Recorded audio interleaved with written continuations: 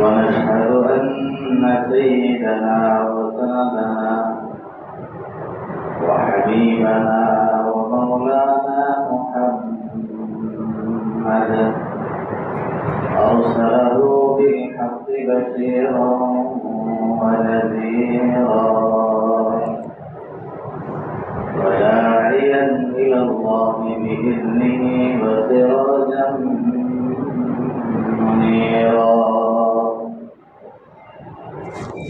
أما بعد فأعوذ بالله من الشيطان الرجيم. بسم الله الرحمن الرحيم.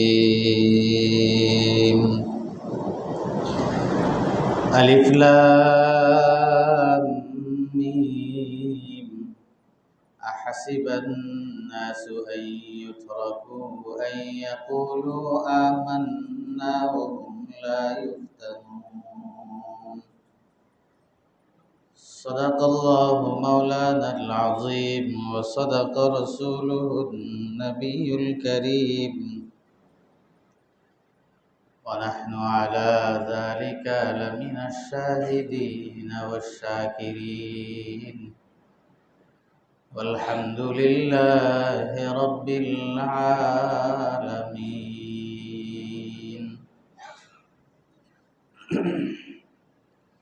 আল্লাহ রাব্বুল আলামিনের দরবারে অসংখ্য অগণিত শুকরিয়া আদায় করি। আল্লাহ রাব্বুল আলামিন মেহেরবানি করে দয়া করে আমাদেরকে শুক্রবারের জুমার নামাজ আদায় করার জন্য মসজিদে আসার তৌফিক দান করেছেন। এজন্য সকলেই বলি আলহামদুলিল্লাহ। মুহতারাম সম্মানিত মুসল্লিয়ানে কেরাম, শ্রদ্ধাভাজন মুরব্বিয়ানে কেরাম, যুবক ভাইরা, রবিউল আউয়াল মাসের আজকে 10 তারিখ।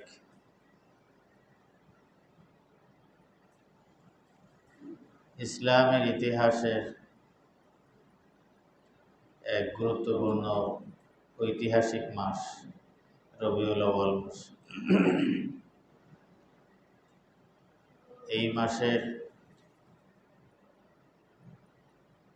আমাদের সরদার, আমাদের মনিব, সরকারে কায়নাত, সরদারে দো আলম জনাব মুহাম্মদুর রাসূলুল্লাহ সাল্লাল্লাহু আলাইহি ওয়াসাল্লামকে আল্লাহ তাআলা এই ধরা পৃষ্ঠে পাঠিয়েছেন।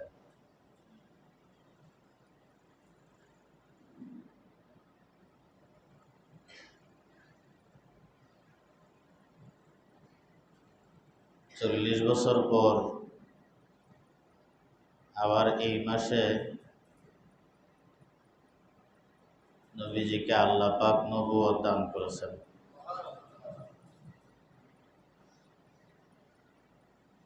আবার এই মাসেই 63 বছর বয়সে তিনি এই দুনিয়া থেকে চলে গেছেন।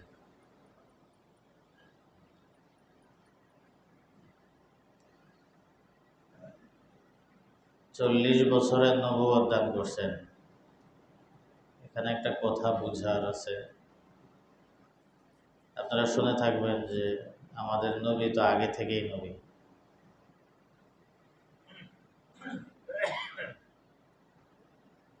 সর্বশ্রেষ্ঠ নবী,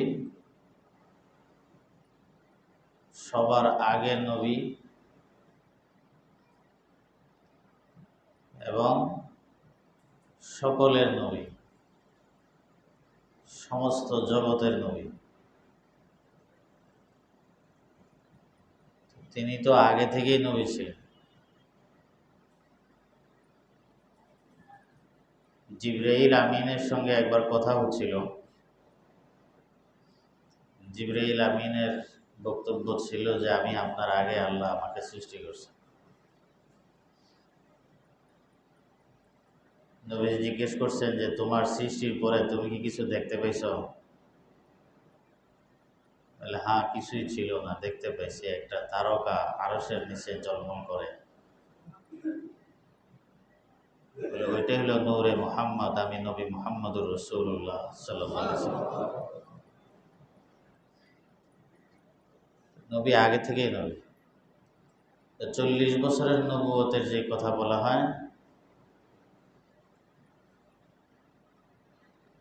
এটা হলো এই 40 বছরের ভিতরে তিনি জানতেন না যে তিনি নবী। তাকে এই খবর বিশ্বস্ত সূত্রে আল্লাহ পাকের পক্ষ থেকে বলা হয়নি।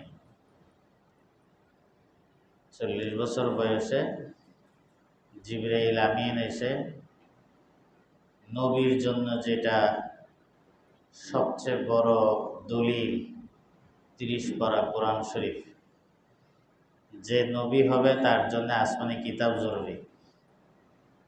আল্লাহর পক্ষ থেকে কিতাব ছাড়া কেউ নবী হতে পারে না।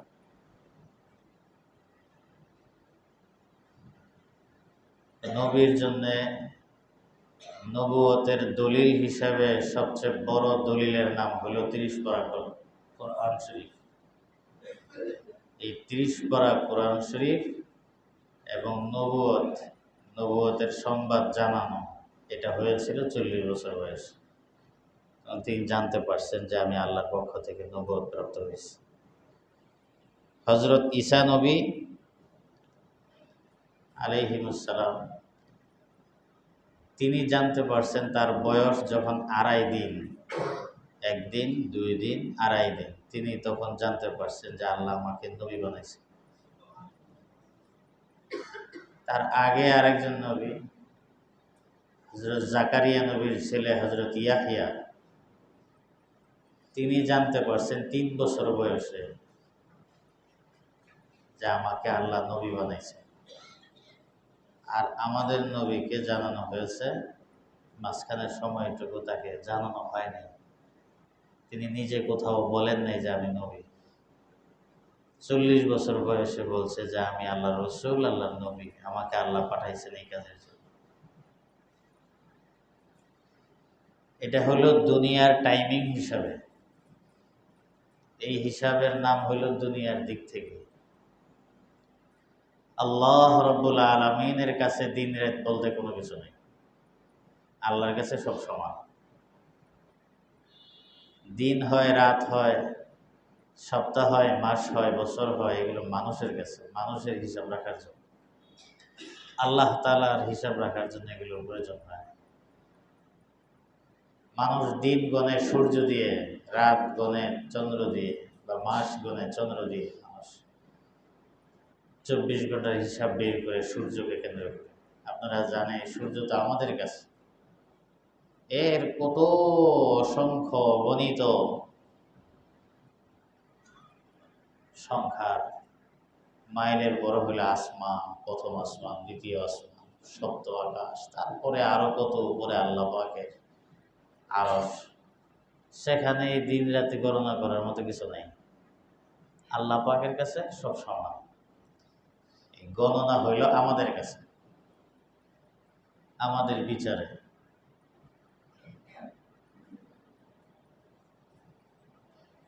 এই 40 বছরের ভিতরে নবী জীবনে কোনোদিন বলেন নাই যে আমি নবী। কিন্তু আল্লাহ তাআলা অন্যান্য মখলুকের জবান থেকে বের করছেন যে এটাই মনে হয় আখেরি জমানার নবী। অন্যান্য মখলুক থেকে বের করছে।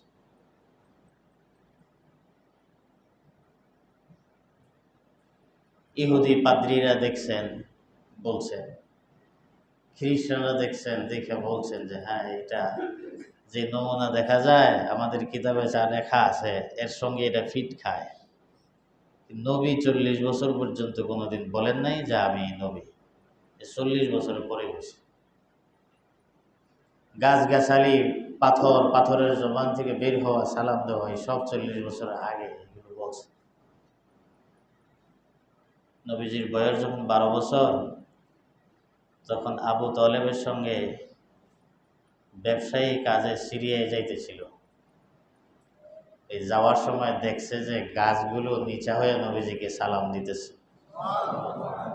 রাস্তার দুই পাশের পাথরের কণাগুলো নবীজিকে সালাম করতেছে।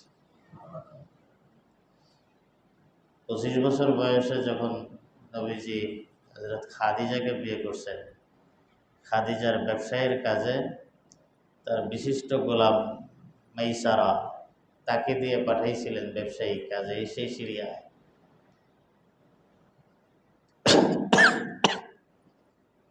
মাইসারাকে গুপ্তচর সংবাদদাতা হিসাবে পাঠানো হয়েছে। তাকে বলে দিচ্ছে তুমি মুহাম্মদের সঙ্গে যাবে এবং কি কি ঘটে আমাকে পুঙ্খানুপুঙ্খানুভাবে এসে সংবাদ দিবে।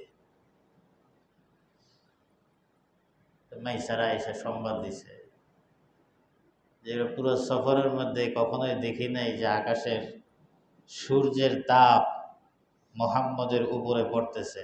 পুরো সফরের মধ্যে আকাশ থেকে কোত্থেকে একটা মেঘমালা আইসা নবী, তখন তো নবী না, মুহাম্মদ যেদিকে যায় এই মেঘমালাটা তাকে ছাতির মতো ছায়া দিয়ে দিয়ে ঘুরে বেড়ায়।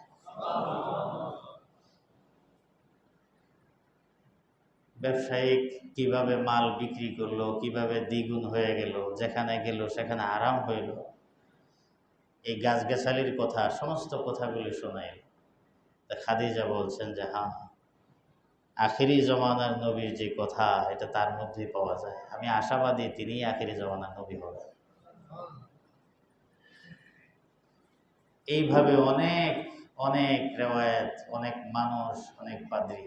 শুধু তাই না, নবী সাল্লাল্লাহু আলাইহি সাল্লামের পিতা আব্দুল্লাহ,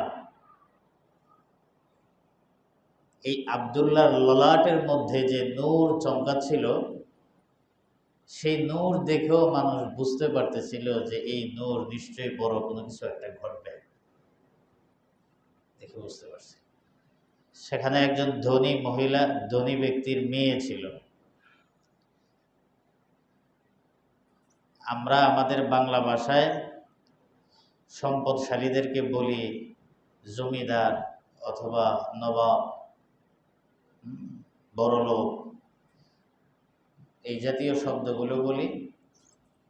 আরবের মধ্যে যারা এরকম সম্পদওয়ালা ছিল, শিক্ষায় উন্নত ছিল, তাদেরকে নওয়াফেল বলতো। নওয়াফেল, এক নওয়াফেলের মেয়ে ছিল।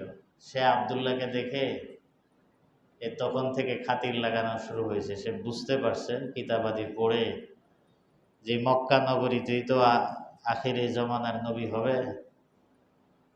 আখিরি জমানার নবীর বাবা যিনি হবেন তার নাম আব্দুল্লাহ হবে, মায়ের নাম আমেনা হবে, কুরাইশ বংশে হবে। পরবর্তীতে সবুজ ভূখণ্ডে তার হিজরত হবে। এই জাতীয় ভবিষ্যৎবাণীগুলো আগের কিতাবগুলোর মধ্যে ছিল। এগুলো কিছু দেখে সে বুঝতে পারছে যে আব্দুল্লাহর চেহারা দেখে যদি কোনো শিকারী শিকার করতে যায় তাহলে তার শিকারে লাভ হয়, ভালো শিকার ধরে আনতে পারে খুব দ্রুত। ওদের নিয়ম ছিল, ওরা শিকার করতো, হরিণ শিকার করে খাইতো, পাখি শিকার করে খাইতো।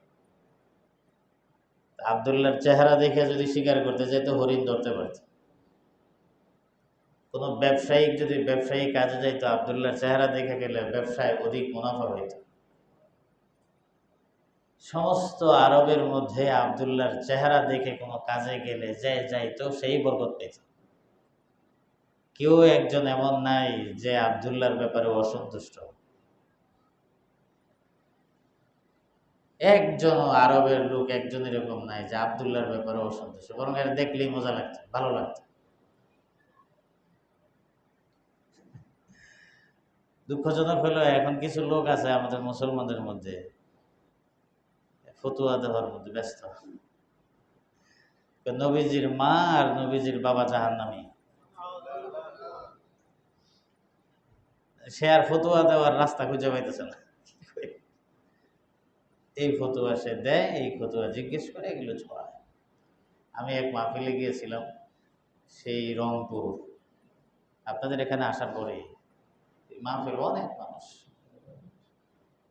ওখানে আমাকে টিকিট লিখে দিচ্ছে যে নবীজির আব্বা আম্মা ওরা কি জান্নাতে যাবে না জাহান্নামে। আমি বললাম যে এটা মিস্টার ইবলিশের প্রশ্ন, এই প্রশ্নের দরকার কি? আমি কি উত্তর দিব? যে উত্তর নবীজি কিছু বলে নাই, আমি কি বলে যাব? এই ব্যাপারে নবীজি কিছু বলে নাই যে আমার আব্বা আম্মা জান্নাতে। নবীজি যেটা বলে নাই সেটা আমি কি করে আপনাদের সামনে উপস্থাপন করব? আর ওই জায়গার মধ্যে আপনাকে খোঁচাখুচি করার দরকারটা কি? আখিরি জমানার সমস্ত নবীদের সর্দার, সকলের নবী যাকে বানাইলো, সবার উপরে যার মর্যাদা দিল, যেই ঘরে সে জন্মগ্রহণ করছে, এর বাপ মারা জাহান্নামে পাঠানোর জন্য এত চুলকানি কেন? খামাখা। নবীজির পিতা আব্দুল্লাহকে দেখে এই মক্কার সব মানুষ মজা পাইত। আর এই নওফেলের মেয়ে, সে আব্দুল্লাহ যদি কোনোদিন তাদের বাড়ির আশপাশে আসতো, তাকে ডাইকা আপ্যায়ন করতো, খাতির করতো, যা খাইতে চাইতো খাওয়াইতো। খুব মহাব্বত ছিল, মহাব্বত করত। বিয়ের বয়স যখন হয়েছে, চতুর্দিক থেকে আব্দুল মুত্তালিবের কাছে, নবীজির দাদার কাছে, নবীজির বাবার বিয়ের প্রস্তাব আসতে শুরু করলো প্রচুর। কিন্তু নবীজির দাদা মদিনাতে তার বন্ধুর সঙ্গে ওয়াদা দিয়েছিলেন তার মেয়ের সঙ্গে তার ছেলের বিয়ে হবে অনেক আগে। চতুর্দিকে মানুষের চাপের কারণে, প্রস্তাবের কারণে তিনি খুব দ্রুতই আব্দুল্লাহকে নিয়ে মদিনাতে নিয়ে, এখন যে নবীজি যেখানে আছেন মদিনা শরীফ, ওখানে তার নানির বাড়ি, ওই জায়গায় নিয়ে বিয়ে করায় মা আমেনা। এই বিয়ের কিছুদিন পরে আব্দুল্লাহ আবার ওই নওফেলের মেয়ের বাড়ির পাশ দিয়ে যাচ্ছিল, দেখে ডাক দিছে, আব্দুল্লাহ আসছে। আসার পরে এবার আর আব্দুল্লাহর দিকে আর তাকায়ও না, আর কথাও হয় না, পর্দার আড়ালে চলে গেছে। কি ব্যাপার? অন্যদিন এত কথাবার্তা হয়, কৌশল বিনিময় হয়, হাসি মুখে কথা বলো, আজকে পিছনে চলে গেলে ঘটনা কি? বলতেছে যে এতদিন যে কারণে আমি তোমাকে মহাব্বত করতাম, আজকে তোমার মধ্যে সেই কারণটা পাচ্ছি না। কি কারণ? বলে, আব্দুল্লাহ সত্যি করে বলো, তুমি কি বিয়ে করছো কিনা? বলে, হ্যাঁ বিয়ে করছি তো, আব্বা আমারে ধরে নিয়ে বিয়ে করে দিছে। আব্দুল্লাহ, তোমাকে আজকে এত বছর যাবৎ, 20-22 বছর যাবৎ যে মহাব্বত করি, এই মহাব্বত অন্য কোনো আশাই করি নাই। তোমার ললাটের মধ্যে, কপালের মধ্যে একটা নূর চমকাইতেছিল, আমার বাবার আগের কিতাবাদি পড়ে পড়ে আমি দেখতে পাইছিলাম, বুঝতে পেরেছি যে এই নূরটা হইল আখিরি জমানার পয়গম্বরের নূর। তোমার গর্ভে, তোমার স্ত্রীর গর্ভে যে সন্তান হবে, সেই সন্তানটা আখিরি জমানার পয়গম্বর হবে। তোমার সঙ্গে আমার খাতির লাগানোর উদ্দেশ্য হইল, যদি তোমার সঙ্গে আমার বিয়েটা হইতো, আমি আখিরি জমানার পয়গম্বরের মা জননী হইতাম। এইভাবে মানে সব জায়গা থেকে নবীজির আওয়াজ চলতেছে, পাথর পর্যন্ত সালাম দিত নবীজি। কিন্তু নবীজি 40 বছর পর্যন্ত বলে নাই যে আমি নবী। ঘোষণা দিয়েছেন 40 বছর বয়সে, যখন জিবরাইল আমিন এসে বলে গেছে। তো এই জন্য বলি আর কি, যে 40 বছরের নবুয়তের ঘটনা এই কথার সঙ্গে নবী যে আগে থেকেই নবী, এটা সাংঘর্ষিক নয়, এটা হইল আলমুল আরওয়াহ, রুহু জগতের ঘটনা, আর এটা হইল দুনিয়ার জগতের ঘটনা। এই রবিউল আউয়াল মাস ইতিহাসের একটা বড় অংশ জুড়ে নবীজির সাথে জড়িত, অর্থাৎ নবীজির পুরো জীবনটাই যেন এটার সাথে, জন্ম, নবুয়ত এবং এই নশ্বর এই পৃথিবী থেকে চলে যাওয়ার ইতিহাসটা সবটাই রবিউল আউয়াল মাস। যেন যারা গায়ক তারা গান গায়, রবিউল আউয়ালে তোমায় ডাকে সকলে, তুমি ডাকো উম্মতিয়া, উম্মতের কান্ডারি হইয়া।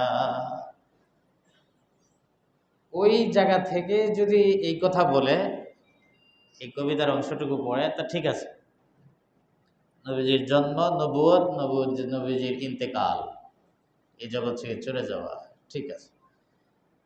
কিন্তু বাস্তবতা কিন্তু এটা না। বাস্তবতা শুধু নবীজিকে রবিউল আউয়াল মাসে ডাকে না।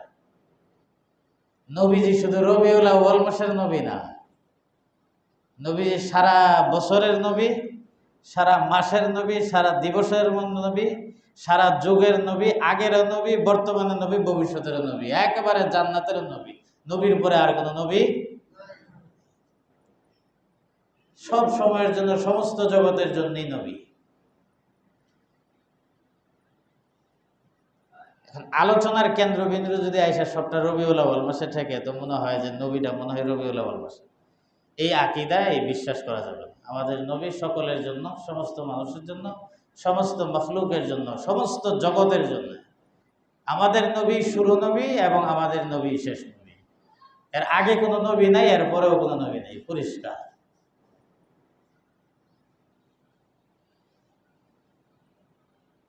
আগে নবী নেই বলতে হলো ওই সৃষ্টির শুরুতে ফার্স্ট নবী বানাইছেন কাকে? নবীজি। মাঝখান দিয়ে কতগুলি নবী পাঠাইছেন, আবার আমাদের নবীজিকে প্রধান অতিথি করে পাঠাইছেন। রবিউল আউয়াল মাস আসলে খুশি হওয়া, আনন্দিত হওয়া, নবীজির আলোচনা করা ভালো জিনিস, করতে হবে। কিন্তু নবীজিকে আল্লাহ পাক শুধু আনন্দের জন্য পাঠান নাই। নবীজিকে আল্লাহ পাক শুধু গৌরব, ইতিহাস বর্ণনা করার জন্য পাঠান নাই।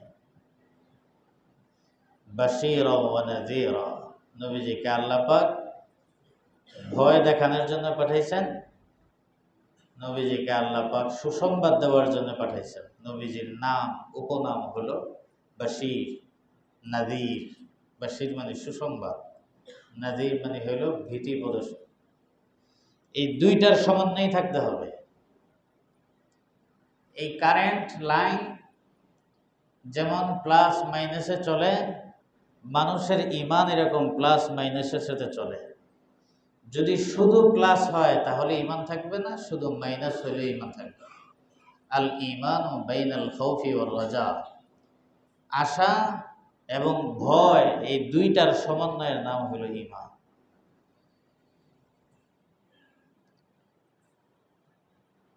তবে নবী এবং সাহাবায়ে কেরামের যে ইতিহাস আমাদের সামনে আসে, সেই ইতিহাসের মধ্যে আনন্দিত হওয়ার, উল্লাস করার ইতিহাস খুব একটা আমাদের মধ্যে নাই। আমরা পাই নাই কিতাবে যে নবীজি খুব উল্লাস করতেছে। উল্লাসের ইতিহাস নবীজির জিন্দেগিতে আমাদের নেই। আজকে সবাই এলে নবীজি খুব উল্লাস করতেছে, এরকম হয় না। খুশি, আত্মহারা খুশি, খুশিতে রং ছিটানো, বোম ফাটানো, গান বাদ্য করা, বেহায়াপনা করা, কাপড় ঠিক না থাকা, এরকম কাজ নবীর সাহাবীর জিন্দেগি হয় না। ইন্নাল্লাহা লা ইউহিব্বুল ফারিহিন, আল্লাহ পাক বলেন যে আমি উল্লাসকারীদেরকে ভালোবাসি না।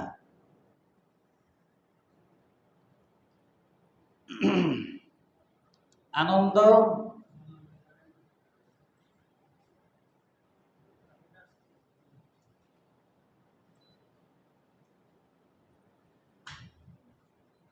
আনন্দ করার চেয়ে আনন্দিত হওয়ার মূল্য বেশি।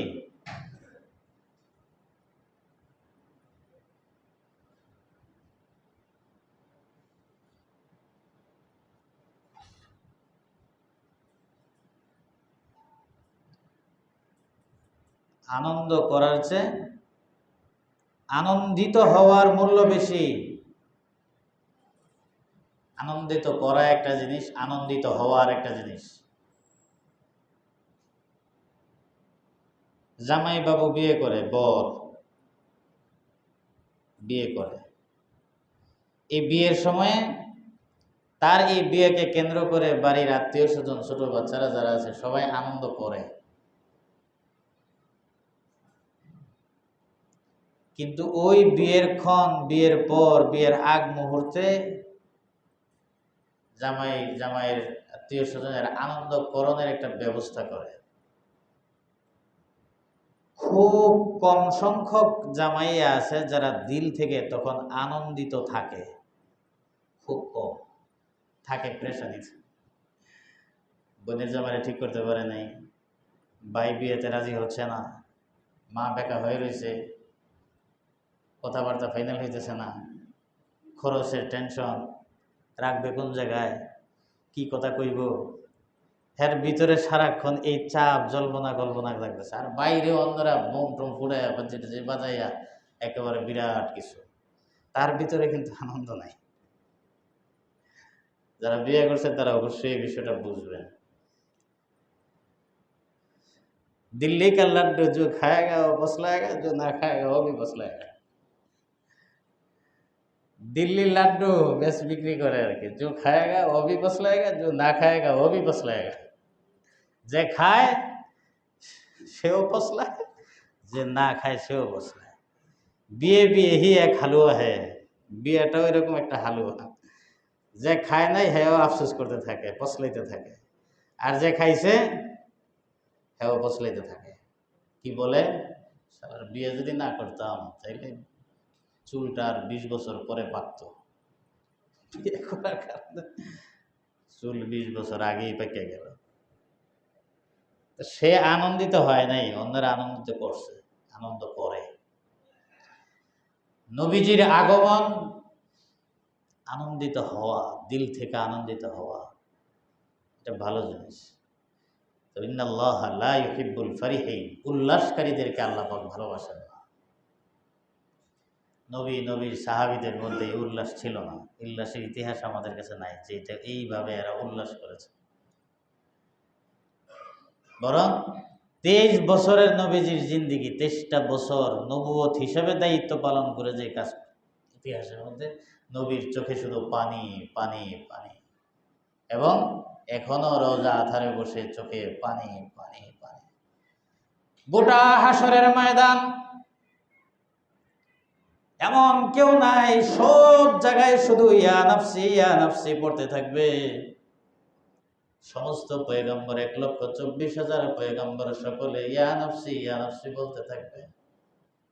হায় আমার কি হবে আজকে, আমার কি হবে। সব মানুষগুলো নিজেদের মুক্তির ব্যাপারে আফসোস করতে থাকবে, টেনশন করতে থাকবে। এক কোণার থেকে শুধু একটা আওয়াজ আসবে, একটা আওয়াজ, ওয়ানলি ফর ওয়ান, একটা আওয়াজ, ইয়া উম্মতি ইয়া উম্মতি। আজকে আমার উম্মতের কি হবে, কি হবে, আমার উম্মতের কি হবে। এই কথা বলে যখন তারা দেখতে যাবে যে কোন জায়গা থেকে আওয়াজটা আসে, মানুষগুলো যখন যায় দেখবে মাকামে মাহমুদের মধ্যে নবীজি সিজদায় পড়ে আছে, নবীজির চোখের পানি বাইসা বাইসা যাইতেছে।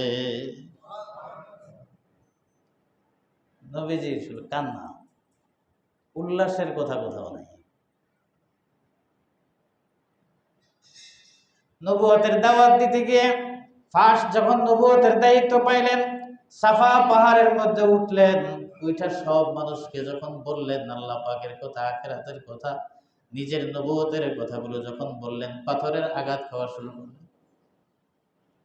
নিজের সমস্ত কাছের মানুষগুলো দূরে চলে গেল। এরপরে নবীজির কাছে যারা ভিড়ছে, হযরত বেলাল, হযরত খাব্বাব, হযরত আম্মার, হযরত ইয়াসির, হযরত সুমাইয়া, এই সমস্ত গরিব সাহাবী যারা ছিলেন, তারা যে কাছে ভিড়ছে, তাদের নির্মম নির্যাতনের ইতিহাস আপনাদের সামনে উপস্থাপিত। মক্কার 13 বছরের জিন্দিগি, মক্কার জমিনে কোথাও মাথাটা ঠিক মতো গুজাইবার মতো জায়গা ছিল না। শেষ পর্যন্ত দেশটা ত্যাগ করে চলে গেল। মদিনাতে যাওয়ার পরেও শান্তি নেই। সশরীরে নবীজি বছরে 2টা যুদ্ধে সশরীরে সেনাপতির দায়িত্ব পালন করছেন। বদরের যুদ্ধে প্রথম বছর, দ্বিতীয় বছরে উহুদের যুদ্ধ, তৃতীয় বছর, এইভাবে প্রত্যেক বছরে বছরে করে দেখা যায় নবী এই 10 বছরে 24টা যুদ্ধে অংশগ্রহণ করেছেন সশরীরে। কোনো কোনো রিওয়ায়াতে 27টা যুদ্ধে অংশগ্রহণ করেছেন। বোঝা যায় ভাগ করলে বছরে নবীজি 2টা যুদ্ধের সেনাপতি দায়িত্ব পালন করছেন। নবীজির সংখ্যায় দুর্বল, সাহাবীরা দুর্বল, মদিনাও দুর্বল, কিন্তু বাহিরে হইল বহুতলীয় ঐক্যজোট। এই মদিনাওয়ালা, মদিনার সঙ্গে যারা আছে তাদেরকে শেষ করে দেওয়ার জন্য।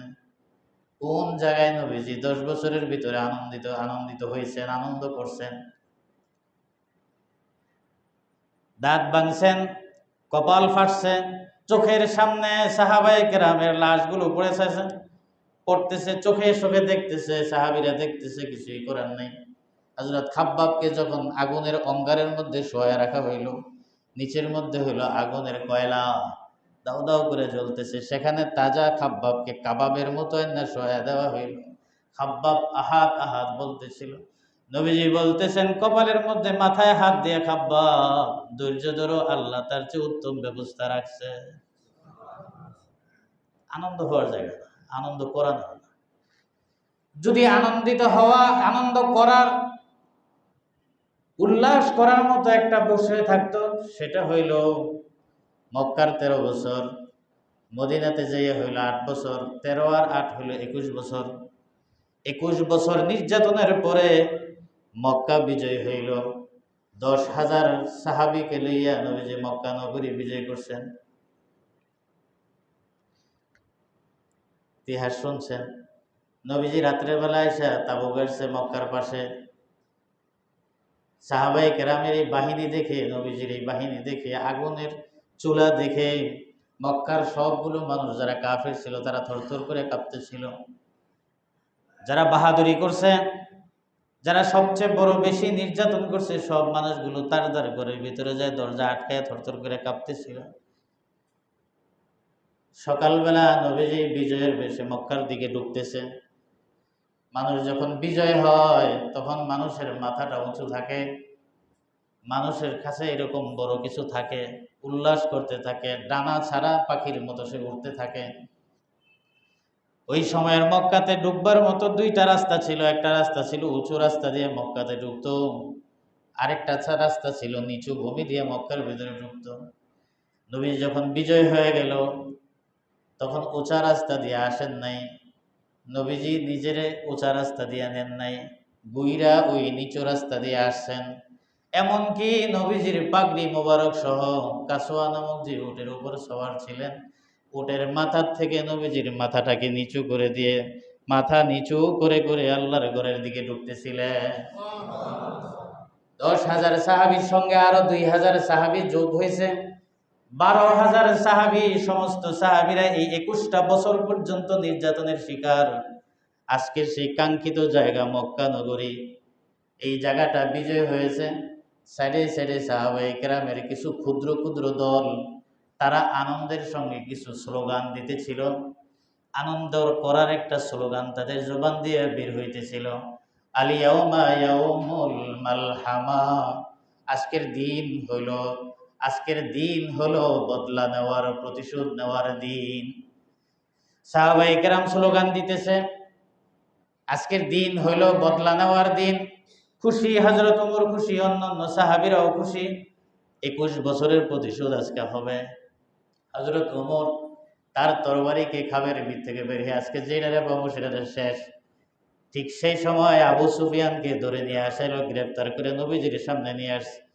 নবীজি কথা জিজ্ঞেস করবেন, এই টাইমে হযরত ওমর ইবনুল খাত্তাব, যিনি মক্কা নগরী থাকাকালীন সময়ে 40তম পুরুষ মুসলমান, তিনি নবীজির সামনে এসে বলছেন, নবী আজকে কোনো কথা জিজ্ঞেস করার দরকার নাই, কোনো কথা কইেন না।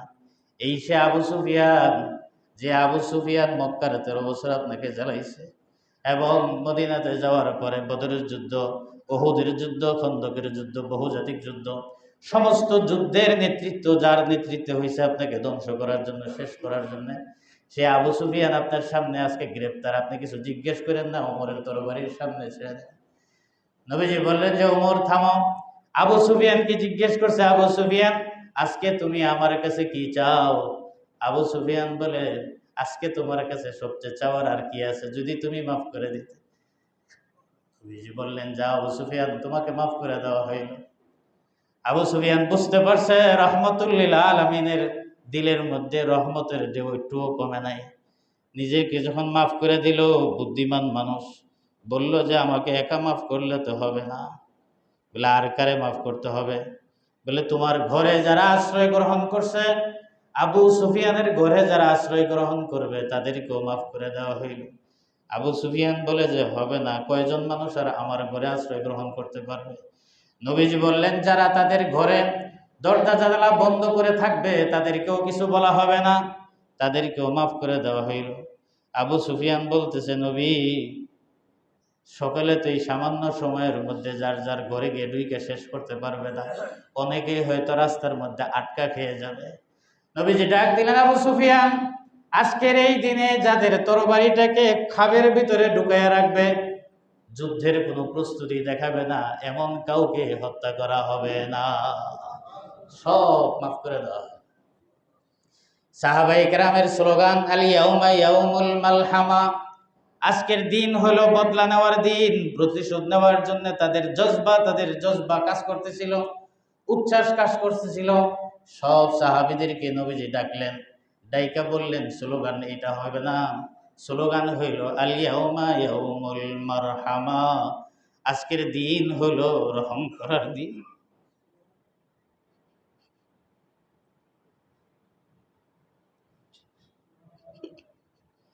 আজকের দিন হলো রহম করার দিন, দয়া করো। এটা হলো রহমতুল আলামিন। সময় নাই, আর কথা ছিল।